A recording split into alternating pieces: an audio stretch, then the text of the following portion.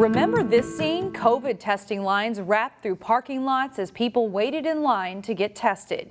As COVID-19 numbers decreased, the lines did too, and testing locations closed.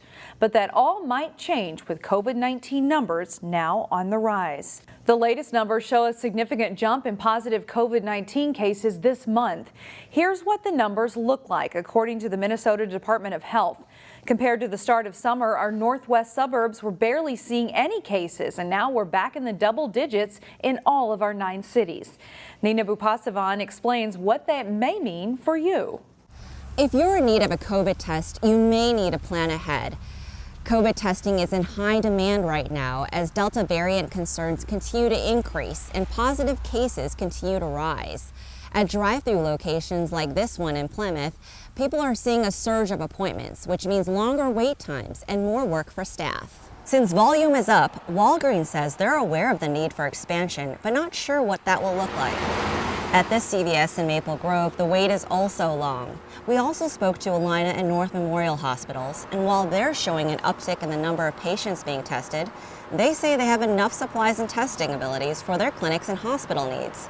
But planning ahead is still advised. North Memorial also shared this statement. With the increase in disease observed during the current Delta surge, we have seen more customers with illness. We have also seen more customers interested in obtaining tests for mild symptoms or known exposures. One thing to also keep in mind about this variant is that people are experiencing symptoms that mimic the cold, so testing is becoming even more important to stop the spread. Nina Bupasavan, CCX News. The developers behind the Plymouth Apartments in downtown Hopkins now want to build a high-quality luxury apartment building in Plymouth. The location would be near Highway 55 and Highway 169, right behind the Bachmans in the office building there. The plan is for a 7-story apartment building with the first 2 stories being a parking garage. There would be 162 units as well as amenities like an entertainment area, bike storage, a pet spa, and a dog run. The developer said they were attracted to the site because it was walkable to the shopping center next door. The City Council reviewed the sketch plan at this week's meeting. And Plymouth also approved terms for redevelopment for the Four Seasons Mall property. The mall has been shuttered for 10 years and 2 plans have fallen through to develop the 17-acre site on the southwest corner of Rockford Road and Highway 169. The city has created a guiding document for potential developers to submit a proposal. The plans would need to be completed in a reasonable time frame. It should be distinctive but fit in aesthetically with the surrounding area, and it should fit in well with transit in the area too. The city hopes to have proposals in hand by the end of October. A charter school that serves students with autism took another step toward relocating in Golden Valley this week. The Academy of Whole Learning serves students in kindergarten through 12th grade. They are currently leasing a building in Minnetonka, but they hope to be in Golden Valley on 10th Avenue when the school year begins in 2022. This week, the Golden Valley Planning Commission recommended approval of a plan to consolidate 3 plots near 10th Avenue and Boone Avenue that would be used for the school. The City Council still has to pass off on the measure before it's final. A Plymouth mosque is hosting a supply drive for Afghan refugees this weekend. I just felt helpless. I felt like I had to do something. And so we decided to organize a donation drive, and get as much as we can in preparation for the refugees that arrive in Minnesota and in Wisconsin. Members of the Northwest Islamic Community Center are collecting food, clothing, hygiene products, and other important items for Afghans who are expected to arrive in the area in the coming weeks. According to the Minnesota Department of Human Services, up to 65 Afghans on special immigrant visas may arrive in the state through the end of September. The state has already welcomed about 35 Afghan refugees so far this month. It's really important for me. I brought my girls to help them see that there are needs bigger than our own, and I want to be part of that and be able to help people who are maybe needing to start over and need some support in doing that. The Northwest Islamic Community Center is hosting another supply drive on Sunday, August 29th from 10 a.m. until noon. For people who can't make that, we have more information on how you can help at ccxmedia.org.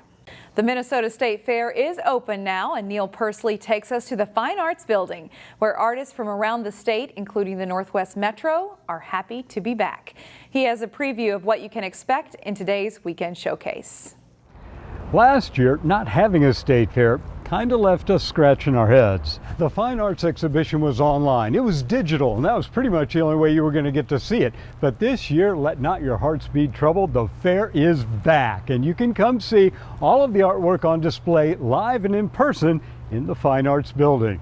Bounce back year for entries. Last year we were down a bit, about 1,700, which was understandable given the current conditions. I found no shortage of talent from the Northwest Metro. This year we had over 2,400 entries. And from those 2,400 plus entries that were submitted, there are 321 that were accepted for display across 8 classes of competition, that is categories. All of the artists have their respective cities next to their names. We have a great representation of artists in that Northwest Metro area. In fact, right behind you, Neil, is a work by Rachel Arnson, a mosaic, and she's from Maple Grove. It is really an interesting cross-section of the state. You'll see everything from the sublimely beautiful to the questioningly quizzical to the truly bizarre. It runs the full spectrum of materiality and subject matter. The amount of work that it takes to sift through the submission process and then accept and hang the selections is monumental. The hours put in by Jim and his staff at the Fine Arts Building are considerable. But the result is a show that reflects the best of the art world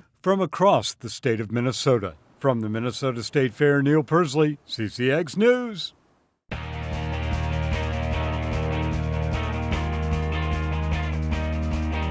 The Champlin Park volleyball team may not have been ranked to start the season, but the team looks like they could be a top 10 team soon following a sweep of Lakeville North Thursday night. Here's a look at the Rebels. With 7 seniors and 8 returning players overall, it's an experienced group that will take the court this fall for Champlin Park volleyball. And after the convoluted pandemic-shortened 2020 season, it's just good to be back, too. It really feels amazing. I forgot how much this gym feels like a sauna. I'd say all the girls here deserve their spot, and they've worked really hard this week. John has been really pushing us to our limits, but I think it's going to make us a really good team this year. It's way different than last year. I mean, we're in the gym all the time, 2-a-days. The summer really is helping out. We're all trying to get to play together. The Rebels finished last season with a 10-3 record. Among the players back are all-conference setter Allie Kopp and all-conference libero Kylie Strebel, plus utility player Addison Kapitsky. The Rebels' top hitters include Marley Hansen, Ellie Schmidt, Jordan Kerpock, and freshman standout Carly Gill. Champlin Park opens the season against 2 preseason top 5 teams, and that's okay. We understand there might be some bumps in the road with that starting that way, but we might as well challenge ourselves as well too, because that way we'll really see where we're at and what we really need to work on, where some holes are. Some things that maybe we don't think are weaknesses, teams will expose. Champlin Park, Andover, and Maple Grove battled for the top record in the Northwest Suburban Conference a year ago. Winning the NWSC is a goal for this group. We're back to our split conference. We'll play everybody on our side, and then the crossover at the end determines the 2 first place teams will determine who wins the conference after that match. I'd say Maple Grove is one that we haven't seen, or we didn't get to see last year, so we're really looking forward to playing them this year. Just every team that we play, we want to go into with their tough team. The Rebels' first conference match is scheduled for September 9th at Andover. The Osseo football team opens the season against Maple Grove on Thursday. Jay Wilcox previews the Orioles. They're cautiously optimistic in the Osseo football program this season. It's a small senior group and just 5 starters return, but the overall feel is good. I think we'll be just fine. We got kind of a younger team this year, but everyone's starting to get the experience they need, getting good reps at practice, so I think we'll be all right. A lot of the guys, have this good feeling. It's a lot of these guys have came together as a team, which is really good to see. Something we haven't had the last couple of years, and it feels like everybody looks really good. I mean, high energy, high intensity. Yeah, I think so. Some of the pieces we do have coming back are pretty pivotal pieces for us. Some guys on the line, some guys at some skill positions. And then we're very excited about our sophomore and junior class and their ability to impact our varsity now and for the future. So very excited with that. Among the key returners for the Orioles, who are 2-5 in the shortened season in 2020, tight end defensive end Bryce Hawthorne. Three-year starter Owen Dukowitz at linebacker and running back receiver. Devin Williams at running back and safety. Big Jerome Williams at offensive tackle. And Aiden Wayne at defensive end. Champlin Park transfer Cade Fitzgerald will be the starting quarterback. As compared to the uncertainty of when or if the season would start due to the pandemic last fall, the comfort level is higher. I feel more confident on how our offense and defense is going to perform because we have more time to practice and we can get more reps in versus last year. It was more limited playing time. It's huge. It really is huge. Just from a structural standpoint, from making sure that there can be consistency with the players, that they have a place to be, that we can do the extra little things that really help to get a team going in the right direction. We can do character building, team activities. The guys being around each other has been huge for team morale. The Orioles get an early test as they host neighbor Maple Grove in the season opener. Jay Wilcox, CCX Sports.